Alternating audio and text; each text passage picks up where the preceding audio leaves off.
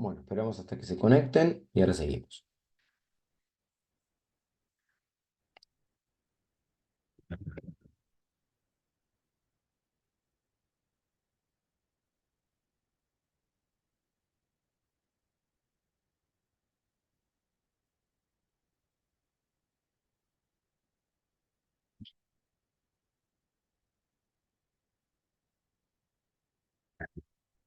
Bueno, mientras que se van conectando los últimos, ¿sí? Vamos continuando un poco y refrescando entonces lo que estuvimos viendo. Bien, entonces, dijimos en la conexión anterior, ¿sí? La corriente es aquel fenómeno por el cual, ¿sí? Los electrones pasan por una unidad de superficie, es como si yo me ponga en un lugar y cuente la cantidad de carga o la cantidad de electrones que pasan por unidad de tiempo, y eso me va a dar en la unidad que corresponde, que es el ampere, está relacionado con la medición de la corriente eléctrica, ¿sí? Bien, ahora la pregunta es, ¿esta corriente fluye naturalmente porque sí? O sea, fluye espontáneamente, o sea, hay electrones libres y se produce una corriente eléctrica. Bueno, esto no es tan así, ¿sí? De hecho, no es nada así, ¿sí? O sea, el hecho de tener electrones libres no implica que la corriente eléctrica exista. De hecho, por ejemplo, si yo corto un trozo de metal, pedazo de cobre, supongamos, ¿sí? El cobre sé que es un material conductor. Ahora, de por sí, si yo me paro en el medio de un pedazo de cacho de cobre, sin aislado, sin nada en medio, sin poner nada más, probablemente no cuente ningún tipo de carga en movimiento y la corriente sea cero. Y uno diga, ¿por qué la corriente es cero?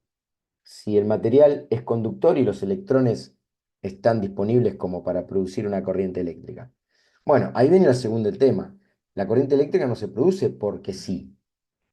Necesito alguien que le impulse, ¿sí? O sea, alguien que la ponga que me permita generar justamente esa corriente eléctrica. Entonces, si bien la corriente eléctrica es la que uso, es la que me sirve para hacer encender una lamparita, un LED, la que me sirve para hacer funcionar un motor, un microprocesador, para que lo que sea, para que me represente un uno, un cero, lo que sea, evidentemente alguien va a tener que asistirme para que esta corriente se ponga en movimiento, ¿sí?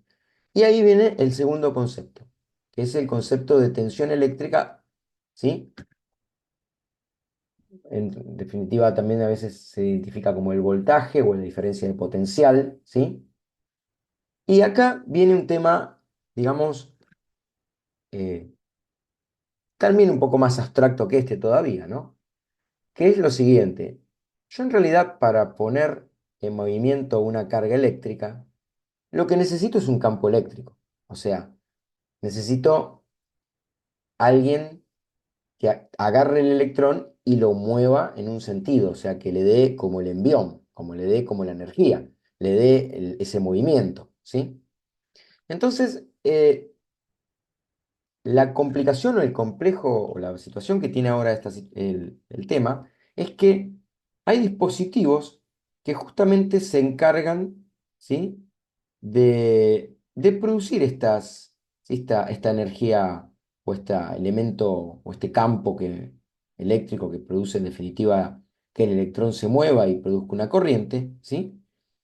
Y a ese concepto se lo llama tensión eléctrica o diferencia de potencial o voltaje, ¿sí? Bien, ahora, ¿cómo es esto? Claro, si uno lo analiza desde el punto de vista de, por ejemplo, una diferencia de potencial eléctrica, como por ejemplo tiene una batería, una pila, vamos a suponer una pila AA, AAA, ¿sí? Bueno, la pila, si uno la lee, dice por ahí en algún momento, dice voltaje 1,5 volt, ¿no? Ahora, si yo la pila la dejo en el aire y no le conecto nada, está ahí hasta un tiempo prudencial, obviamente es un problema químico porque sale de la química toda esa energía, adentro hay fenómenos químicos, electroquímicos, ¿sí? Y está ahí esperando prestar servicio, está esperando que alguien a través de algún circuito eléctrico que cierre los terminales de esa batería, proporcione en ese circuito eléctrico una corriente eléctrica. ¿Sí? Entonces, ahí viene otro tema que es como si fuese una especie de energía potencial. O sea, ¿qué significa energía potencial? Está ahí disponible. ¿Sí? Yo la puedo usar o no.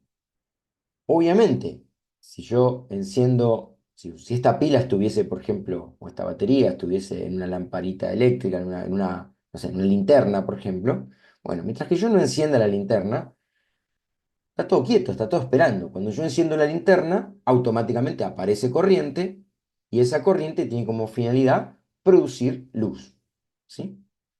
Bueno, obvio, la batería, en este caso son baterías del tipo electrónicas, electroquímicas, perdón, y entonces, claro, estas baterías electroquímicas en algún momento se agotan.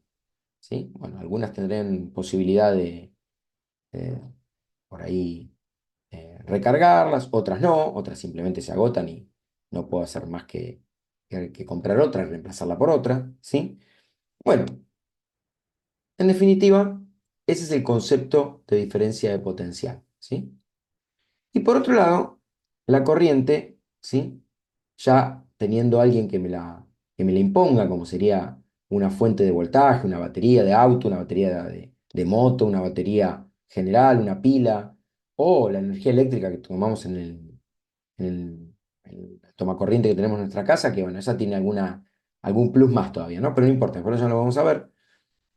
Además, aparece otro concepto, ¿sí? Que es la resistencia. En realidad, la resistencia lo que hace es oponerse a que la corriente fluya. O sea, la resistencia está dependiente del camino, dependiente del material, ¿sí? Dependiente del componente que encuentro en el camino. Entonces, el voltaje es como una energía potencial, o sea, está la energía ahí hasta que no conecto algo, no se va a producir corriente. Se va a producir corriente cuando yo cierre un circuito y obtenga, digamos, la posibilidad de que esa tensión eléctrica, esa diferencia de potencial eléctrica, me ponga en marcha una corriente. ¿Y la corriente de quién va a depender? De qué tan fácil le resulte al camino, ¿sí? De esa corriente eléctrica. O sea, qué tan cómodo se va a circular por ese componente de corriente eléctrica, por ese elemento donde va a circular la corriente eléctrica. ¿Sí? Entonces ahí aparece otro componente muy importante que se llama resistencia. ¿Sí? En estos tres componentes está la básica del concepto funcional de un sistema, digamos, inicialmente pensado para eh, trabajar en un sistema eléctrico. ¿Mm? Bien, ahora, esto de alguna forma, ¿sí? A mí me lo explicaron en un símil eh, parecido a lo que voy a contar ahora, ¿no? Vamos a suponer que ustedes, ¿sí? Eh, se están lavando las manos, ¿no? Entonces, abren el grifo de su casa y el agua sale por la canilla y se lavan las manos. Ahora, eh, para que el grifo o para que haya de alguna forma salida de agua, evidentemente la masa de agua que antes estaba quieta va a tener que empezar a moverse por los caños para salir por el terminal y poder, por el pico de la canilla y poder lavarse las manos. Ahora, digamos, a ese concepto lo puedo interpretar como corriente. ¿Sí? O sea, la corriente, ¿sí? En definitiva, en vez de ser ahora electrones, sería la cantidad de moléculas de agua que pasa por unidad de tiempo. Bueno, es un símil, ¿no? En vez de ahora electrones van a ser moléculas de agua. Bien, ahora, la corriente esta se pone en marcha porque sí y no. Evidentemente, si yo no tengo un tanque que está más arriba de donde yo estoy, potencialmente hablando, ¿sí? El agua no tiene capacidad de caer por gravedad y fluir por los caños. Entonces, evidentemente, ¿sí? Eh, en un tanque de agua veo reflejado el voltaje, ¿sí?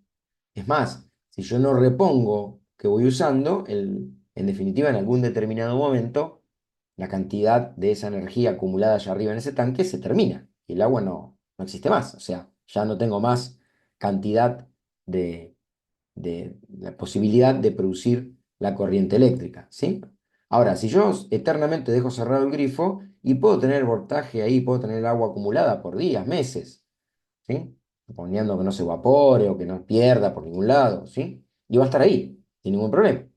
Bueno, puede ser que después se ponga fea, se contamine, bueno, sí, pero va a estar ahí, ¿sí? En definitiva. Y por último, abrir más o menos digamos, la canilla implica ponerle mayor o menor resistencia al sistema. Si yo abro demasiado, la cantidad de agua que sale es muy bruta, mucha cantidad, aumenta la corriente. Bueno, tal vez para alguna aplicación es útil y busque tener mayor cantidad de corriente. No sé, por ejemplo, de repente estoy lavando, no sé, algo que necesite más caudal de agua, ¿sí? Eh, y ahí entonces aparece el concepto de la resistencia, ¿sí? Entonces, la corriente de agua va a ser función de qué tan alto esté el tanque, o sea, qué tanto voltaje tenga, y qué tanta resistencia ponga en el camino, ¿sí? O sea, yo puedo generar grandes corrientes de agua, tal vez con no muy alto voltaje, pero con baja resistencia, o sea, facilitando que la corriente pase. O puedo generar muy alta corriente porque tengo muy alto el tanque, o sea, elevé el tanque demasiado, entonces tengo mucha potencia, mucho potencial ahí, ¿sí? Y por ahí la resistencia no es la mejor, tiene algún elemento así resistivo, pero como tengo mucho tanque muy alto, voy a tener buena corriente igual, ¿sí? Bueno, eso que expliqué yo recién, llevado al campo electrónico, eléctrico, es exactamente lo mismo, ¿sí? Bueno, por supuesto, ¿sí? Los físicos estudiaron este fenómeno, que yo estoy contando así, forma simple, los trataron de llevar a forma matemática.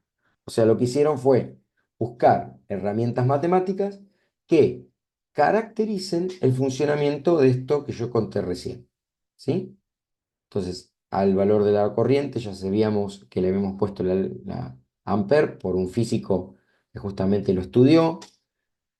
Luego, eh, una de las primeras baterías eléctricas las construyó también un físico que se llamó Volta, por eso apareció el voltio o el volts como elemento de unidad de la tensión eléctrica, ¿sí? Y por último, bueno, la resistencia fue en función del físico alemán Ohm, que hizo también estudios sobre la relación entre la corriente y el voltaje y la resistencia, ¿sí? Entonces, todos estos elementos, ¿sí? Produjeron, en definitiva, que uno eh, refiera, ¿sí? A cada parte de este sistema, ¿sí? Como un elemento en cuestión después de un todo, ¿no? Acá, por ejemplo, bueno, habla del voltaje, ¿sí?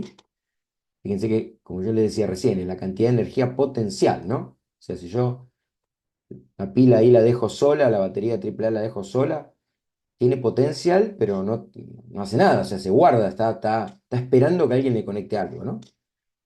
Mientras que la corriente por ahí, ¿sí? Como vimos anteriormente, ¿sí? Es un elemento más representativo de energía cinética, o sea, lo que está pasando en el momento, ¿no? La energía que está generando en el momento, ¿sí? Em, bueno, generalmente se identifica con la letra B, pero no siempre, a veces la E, la U, bueno, generalmente con la letra B, ¿sí? Y esto es interesante porque a veces puede ser continua o puede ser alterna, ¿sí? O sea, estos elementos que vemos acá, después vamos a ver, porque a veces no necesariamente la tensión eléctrica se mantiene constante. A veces tiene fluctuaciones, ¿sí? Las formas más simples son en continua, como si fuese una batería de un auto, de una moto, o una batería de un celular, o de una notebook, o una pila AAA, ¿sí? Bueno, ahí siempre hay un valor que tiende a ser continuo, tiende, ¿no? O sea, obviamente con el tiempo se va degradando, puede ser que el voltaje caiga, pero ¿sí? Se lo suele llamar BDC o BCC, que son valores de continua. Si ustedes analizan cómo es el potencial eléctrico en el tomacorriente de su casa, van a ver que es mucho más complejo, ¿sí? Es una señal de alterna, ¿sí? Esta la vamos a estudiar después, ¿sí? Es otra forma de energía sigue siendo energía potencial, ¿sí? Pero es otra forma de energía. Bien, acá es lo que yo les decía anteriormente, ¿no? O sea, el agua en el tanque corresponde al voltaje, ¿sí? Cuanto más alto esté el tanque, más caída de gravedad tengo, por lo tanto más voltaje tengo, por lo tanto tengo como más energía acumulada, ¿sí? Acá, de alguna forma, el agua identifica la carga, la cantidad de cargas, la presión que se produce acá identifica el voltaje, porque digamos, a medida que yo aumento y pongo esto más alto, la columna me va a dar más presión de agua, o sea, más fuerza tenga el agua, y el flujo que circula por el caño me va a dar la corriente, ¿sí? Esa sería la analogía del voltaje que vimos anteriormente, ¿no? Bien. Bueno, por supuesto, ¿sí? El concepto del potencial eléctrico ¿sí? Y el valor del voltaje, bueno, se logran a través, o esos elementos se logran a través de elementos químicos, de elementos electromecánicos, ¿sí? Bueno, y ahí habría que estudiar, bueno, qué hace una batería para producir eso, pero está fuera del alcance del curso. La idea es comprender un poco la cantidad de energía y que tiene relación, la potencial, con el nivel de voltaje que tenga la fuente, ¿no?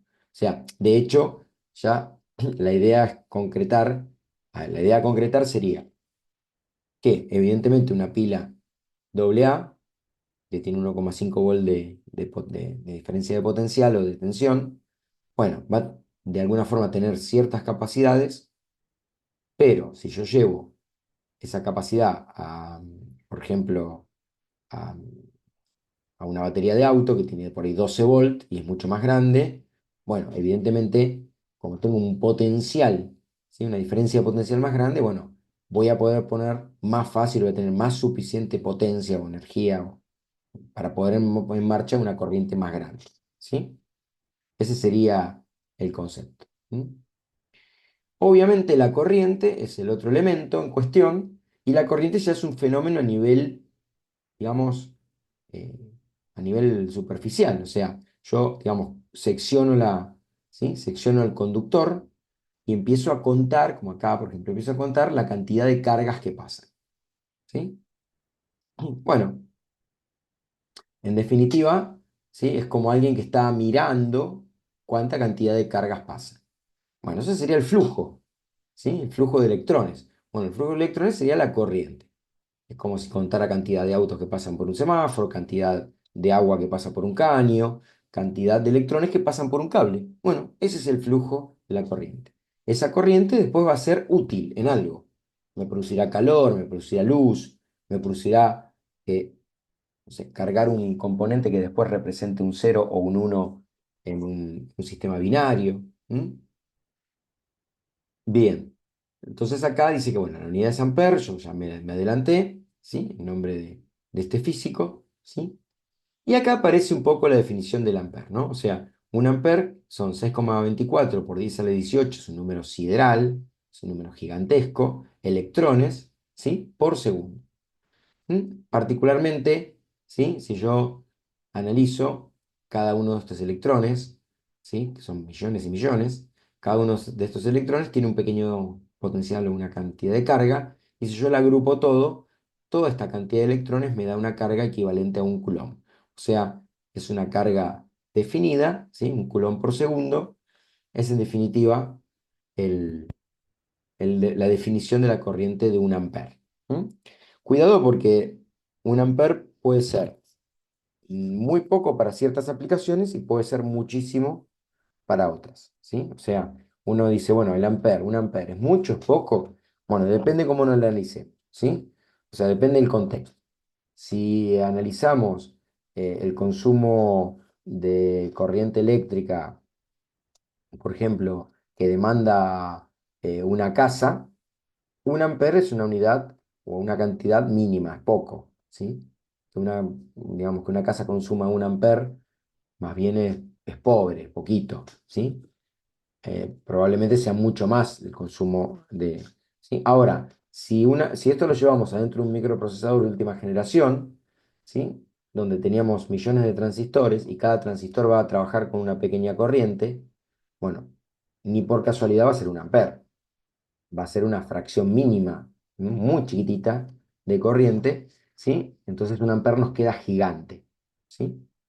Bien, entonces cuidado porque el amper depende en qué campo lo trabajemos, ¿sí? Bueno, por ejemplo, si estoy soldando con un electrodo, ¿sí? 1 amper probablemente no es nada, probablemente ahí esté trabajando con 30, 40 amper de, de- de corriente para soldar, producir un arco eléctrico y soldar, por ejemplo, ¿no? Entonces, bueno, todo depende del ámbito, ¿no? De nuevo, se identifica con la letra I, una forma representativa, ¿sí? Y de nuevo, puede ser continua o puede ser alterna, ¿sí? ¿Qué significa continua o alterna? Si es continua, la corriente fluye solamente en una dirección, ¿sí? Y por lo general tiende a ser lo más constante posible, ¿sí? Si es alterna, ¿sí? Es como que está ordenado. De repente los electrones viajan de izquierda a derecha, en el sentido, en el dibujito este que está acá, o en el que está acá abajo también, ¿sí? Y de repente van de derecha a izquierda, primero de izquierda a derecha y después de derecha a izquierda. O sea, van como alternativamente moviéndose, ¿sí? En un sentido y en el otro. Eso sería el concepto de la corriente alterna, que después la vamos a volver a ver, seguramente. ¿Mm? Bien, esto más o menos es la introducción, ¿sí? Al tema, ¿no? Bien, ¿qué pasa en un conductor? Bueno, en un conductor, ¿sí? Generalmente lo que ocurre es que por efecto de la diferencia de potencial eléctrica que puso una pila, un tomacorriente o una batería de un auto, ¿sí? Se produce un campo eléctrico, ¿sí? Y ese campo eléctrico hace que este electrón empiece como a, digamos, si bien se mueve, los electrones suelen moverse en sentidos erráticos, pero a largo plazo, en largo plazo entre comillas, en el corto plazo igual, ¿no? Estos movimientos son muy rápidos generalmente. A largo plazo, el electrón tiende a desplazarse, o sea, se va a desplazar de este punto a este punto. Probablemente no lo haga en línea recta, ¿sí? Pero lo haga con una forma de capricho muy particular, pero estas vueltas, así que en general, para nosotros son transparentes, para nosotros el electrón pasó del punto A al punto B gracias al campo eléctrico, ¿sí? Y eso, si yo me paro en el medio, bueno, conteo un electrón que evidentemente pasó, si conteo los demás electrones, bueno, con todos los electrones, bueno, genero entonces lo que se denominaría, ¿sí? Una corriente eléctrica, ¿sí? Bueno, por supuesto, ¿sí? En la sección transversal de este conductor, ¿no? O sea, ¿cómo lo cuento? Bueno, tengo que contar los que pasan esa superficie, ¿no? Ese sería el concepto. ¿M? Bueno, por supuesto, eh, para que, digamos, proteger esta corriente eléctrica, se coloca, digamos, un material aislante justamente para que la corriente fluya por adentro del conductor, pero no salga hacia afuera. Podemos manipularlo, podemos, digamos, protegerlo de que no se conecte con algún otro elemento. ¿M? Entonces, los cables suelen estar constituidos por materiales conductores, hay además por aisladores. Es más, a veces hay varios niveles de aislación, ¿sí? O sea, el cable a veces se suele aislar en varias etapas. O sea, tiene esta primera etapa, después se pone una segunda etapa, ¿sí? Por una cuestión de seguridad también, ¿no? En general. Bueno, acá un poco la analogía, ¿no? De la corriente, ¿no? O sea, acá puedo tener, ¿sí? De alguna forma, igual diferencia de potencial, ¿sí? Pero tengo diferentes corrientes. O sea, el potencial es igual en ambos casos, pero tengo diferentes corrientes porque, digamos, el camino de la izquierda presenta más resistencia, ¿sí? Entonces, probablemente el flujo que salga del lado izquierdo, perdón, del lado derecho, perdón, el flujo que salga del lado derecho va a ser menor que el flujo que salga del lado izquierdo. ¿Mm? Em, bueno, acá habla un poco del detalle ese, ¿no? Obviamente. ¿Mm? O sea que en términos eléctricos, ¿sí? La corriente a través de la manguera más angosta, ¿sí? Es menor porque en realidad lo que va a ocurrir es que tiene mayor resistencia, o sea, se está oponiendo al paso de la corriente, al paso del flujo, ¿no? ¿Mm? Y acá, obviamente, lo que por ahí quisiéramos, dice, si queremos que el flujo sea el mismo a través de las dos mangueras, debemos aumentar la cantidad de cargas en el tanque con la manguera más angosta. O sea, para equiparar probablemente ese efecto de resistencia que produce el dibujo de la derecha, ¿sí? Lo que podríamos llegar a hacer es disminuir la presión del lado izquierdo. Va a llegar a una presión determinada donde ambos casos, los dos corrientes sean, los amperajes sean iguales. ¿Sí? Bueno, eso es un poco el fenómeno electrónico o eléctrico que estamos viendo, ¿no? Bien, de igual manera, ¿sí? Justamente acá está el concepto de la resistencia. Qué dijimos recién? Que esa resistencia tenía justamente particularidades digamos, de favorecer o entorpecer el paso de esta corriente, ¿no? En este caso es agua que pasa y se va a frenar porque el agua, al tener una sección pequeña, bueno, no le sea fácil pasar, ¿sí? Entonces le es mucho más fácil pasar por una sección más grande. Entonces, el camino de la derecha tiene menor resistencia que el camino de la izquierda, ¿sí? Bueno, acá estamos viendo de nuevo en el sistema de aquí abajo, en las gráficas de aquí abajo, ¿sí? Teniendo la misma presión, o sea, teniendo la misma fuente, el mismo potencial, la misma batería, ¿sí? El camino de la izquierda tiene un camino de menor resistencia, por lo tanto la corriente se establece en función de esa resistencia, y el camino de la derecha, al tener mayor resistencia, ¿sí? Lo que ocurre es justamente que pasa o genera una disminución de la corriente eléctrica que traspasa este componente. ¿Mm? Bueno, ahí observamos el efecto, ¿no? En algunos casos, acá viene un tema, digamos, interesante, ¿no? Uno dice, bueno, está bien. ¿Y, ¿y qué conviene? ¿Que la resistencia sea grande, sea chica? Bueno, o sea, ¿conviene que siempre sea lo menor posible? ¿Conviene que no? Al contrario, tener una resistencia grande. Bueno, eso va a depender de para qué, o la aplicación, o para qué yo quiera, ¿sí?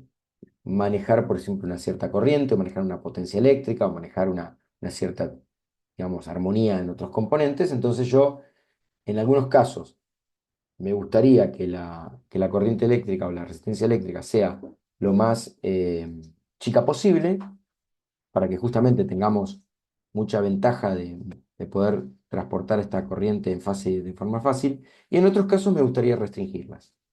¿Sí? Eso va a depender de la aplicación. Por ejemplo, si yo quisiera, ¿sí? Transportar energía eléctrica desde, no sé, desde una central eléctrica que está a 100 kilómetros de aquí a la ciudad, y voy a tratar de elegir el de la izquierda, porque la idea es que el sistema de transporte, digamos, me facilite el paso de la corriente eléctrica, le sea cómodo, ¿sí? En cambio, si de repente por ahí quisiera encender un LED y de repente mucha corriente ese LED lo va a romper, bueno, me gustaría restringir un poco esa corriente para que acomodarla a las necesidades en definitiva, del dispositivo que necesita el dispositivo, ¿sí? Entonces ahí viene un poco el concepto si es mayor o menor resistencia, ¿sí? De hecho, ahora en poco tiempo la vamos a calcular, ¿sí? En definitiva. ¿M?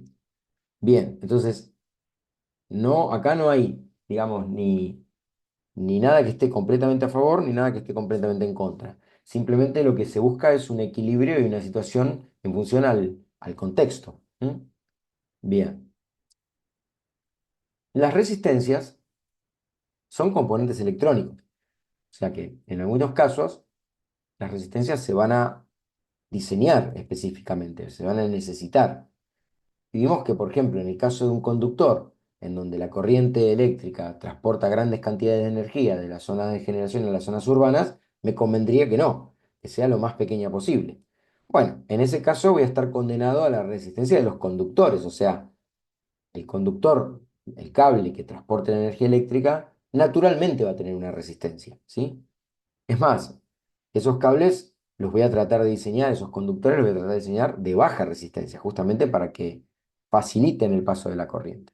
Pero en otros campos, en otras situaciones, ¿sí? Las resistencias se van a diseñar como elementos de circuito. O sea, a veces será necesario disminuir el valor de la corriente eléctrica y se va a colocar el valor de una resistencia particularmente hablando.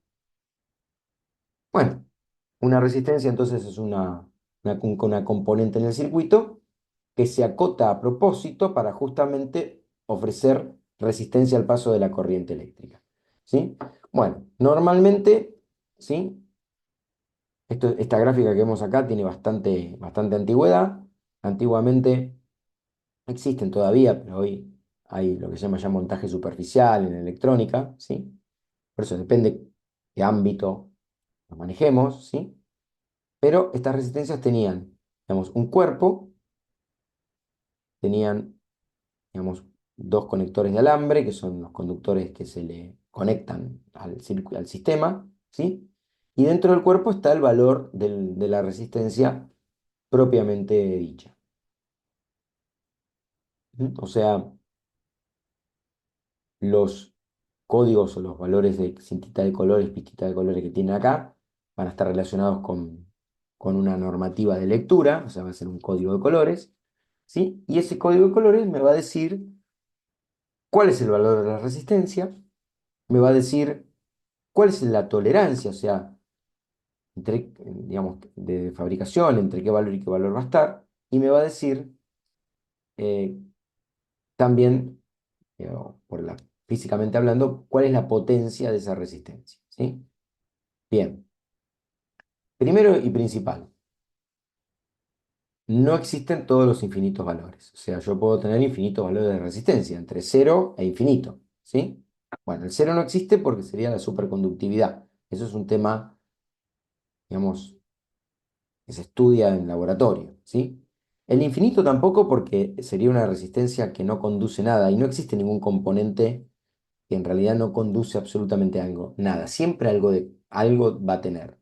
En la práctica es prácticamente cero, no conduce nada y eso implicaría un valor de muy alta resistencia, o sea, algo que no lo acoto tanto acá que no deja pasar prácticamente la corriente. ¿M? Bueno. En la jerga o en el ámbito de electrónica hay lo que se denomina resistencias de alguna forma en valores normalizados, ¿sí? Como también la potencia. Claro, si yo hago pasar mucha corriente, ¿sí? Por esta resistencia, ¿sí? Bueno, seguramente esta resistencia, ¿sí? Va a responder con un efecto térmico. O sea, todas las resistencias van a responder con un efecto térmico. El paso de la corriente, ¿sí? Por el componente en sí, produce calor, ¿sí? Si ese calor lo, yo no lo evacúo convenientemente, puede haber un aumento de temperatura. Y ese aumento de temperatura puede terminar dañando físicamente, por un problema estructural, por un problema de construcción, puede dañar el componente en sí, o sea, lo puede quemar, ¿sí?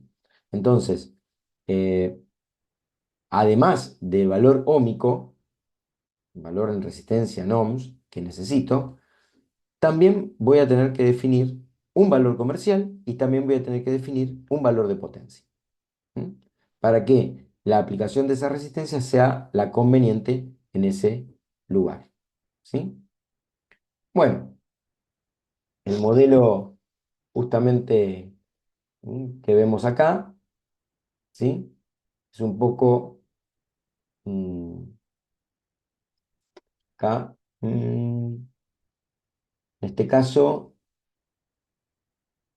bueno, en este caso, digamos, lo que busca es, en definitiva, la diferencia de potencial, lo que busca es, digamos, generar, aplicada la diferencia de potencial, ¿sí? Busca, de alguna forma, restringir o permitir el paso de la corriente eléctrica, y este componente que vemos acá es un poco el concepto de la resistencia, o sea, o dejo pasar, ¿sí? En este caso, o dejo pasar o restringo, ¿sí? Es más, puedo poner una resistencia tan alta que prácticamente la corriente sea nula o cero. Ya dijimos que resistencia cero no existe, pero a los fines prácticos sí, ¿sí? A los fines prácticos prácticamente la resistencia, o sea, la corriente es prácticamente cero. Y eso corresponde a un, medio complicado esto porque corresponde en definitiva a un valor de resistencia infinitamente alto, muy grande, ¿sí? Ese sería el concepto. ¿No? Bien, eh, por otro lado, ¿sí? Cuando esto se produce, ¿sí? Cuando esto se produce, hay un efecto de vaciamiento de estas cargas, ¿sí? Y de, obviamente, este vaciamiento va produciendo un llenado del lado B, ¿sí? Y eso produce la corriente. ¿M? Si yo esto no lo restituyo a través de algún método, esta diferencia de potencial es como que va disminuyendo porque esto se va agotando. Bueno, eso es lo que le pasa, por ejemplo, a una batería cuando se agota. Eh, pero en realidad hay mecanismos eléctricos o físicos eléctricos que de alguna forma permiten, digamos, que esta disminución de potencial por el paso de las cargas acumuladas que se van produciendo en una corriente eléctrica se vayan restituyendo. ¿Sí? Bien, no, vamos a hacer un pequeño corte y nos reconectamos a las 15 directamente. ¿M? Así descansamos un poco la, vaya descansa un poco la carga. ¿M?